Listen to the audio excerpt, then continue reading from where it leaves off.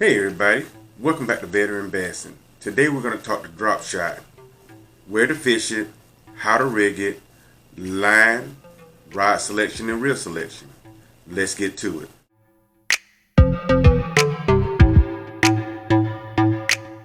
Now the Dropshot is one of those techniques that is very finessey. You want to use it on light line. For those using braid to leader, which I will talk about that a little bit later on, you still want to go as light and finessey as possible. Now, let's start off with rigging the Dropshot. And just so happened, I just got a new rod because my other one broke. So we're going to rig up a quick Dropshot. I've already got the line spooled up. So we're going to get into it right now. And on this rod, I believe it's straight fluoro. It's straight fluoro.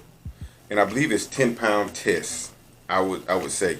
Now, you can do a braid to leader, but for starting out, considering the fact that the rod broke and I was actually using it for crappie at the time, I said, well, since I got light line on there, why don't I just go ahead and rig up something for a finesse for those days when the fish just don't want to bite. You know, when you can't buy a bite, finesse is your best way to go. So we're going to start with that.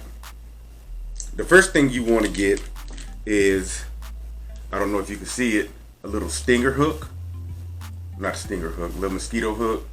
I believe this is the owner light mosquito hook. And what you want to do is you want to run this through and come back through. Basically, you're going to tie a Palomar knot.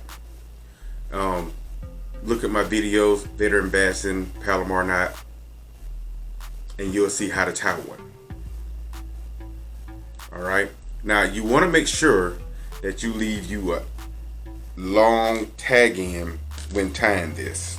Let me get my line together. You want you a long tag end because with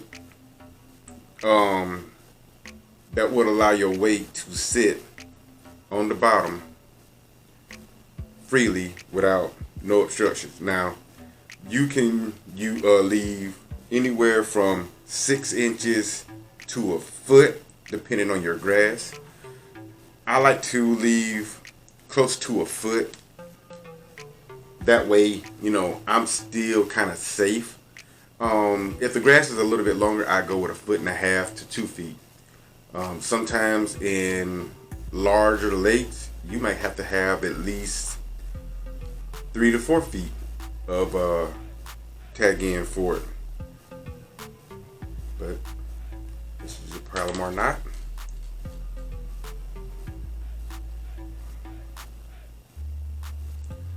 Get this right. There we go. Now,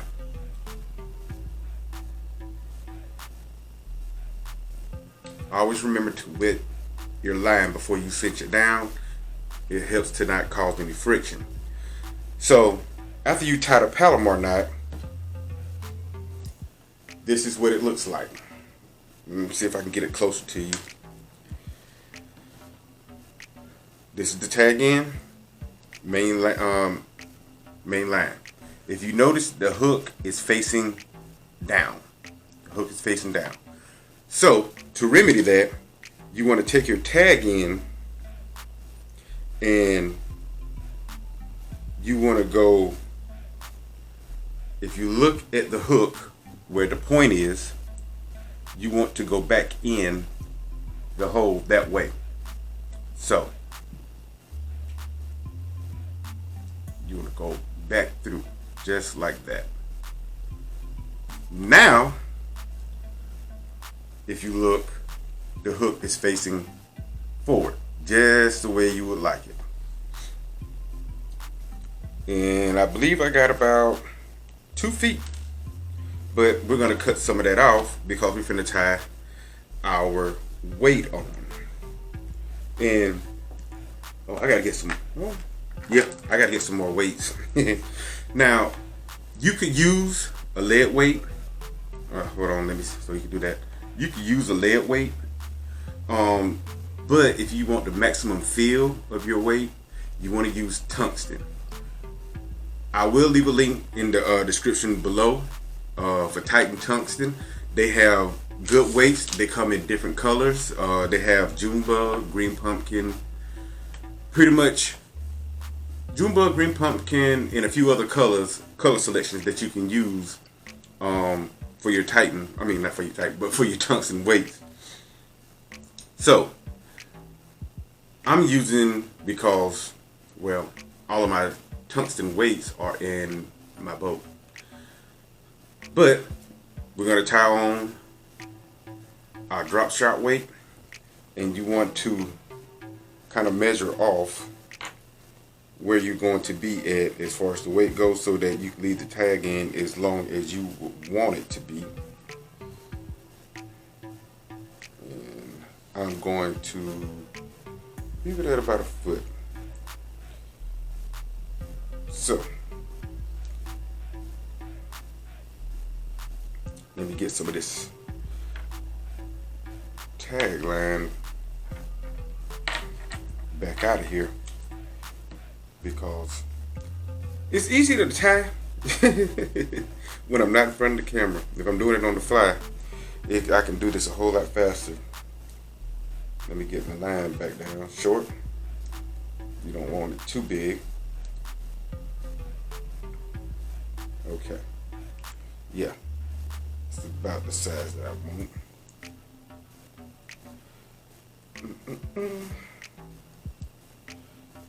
Alright. So we're going to get this tied on. Now, if I'm using the lead weight here, then I am going to tie a Palomar knot.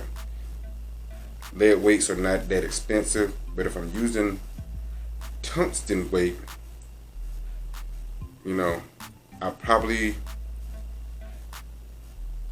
well, either way it's gonna be a Palomar knot. You don't really want to lose the tungsten, but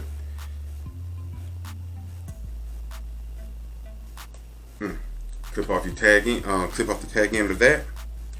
So you have your hook that comes up to your weight, and that is the setup for a Palomar knot.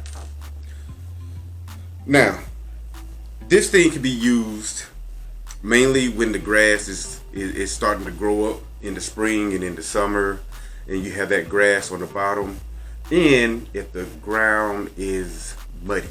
If you have a muddy bottom, you know, it's not really good for a Texas rig. So a drop shot to keep that weight up off the bottom, and that's what it's used for. The bait selection. Bait selection is any trick worm. I like to use the Guggen drag and drop. I also like to use the smoking blue.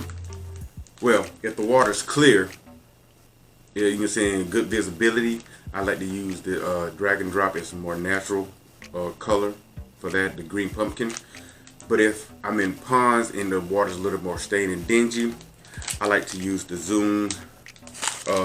This is the smoking blue.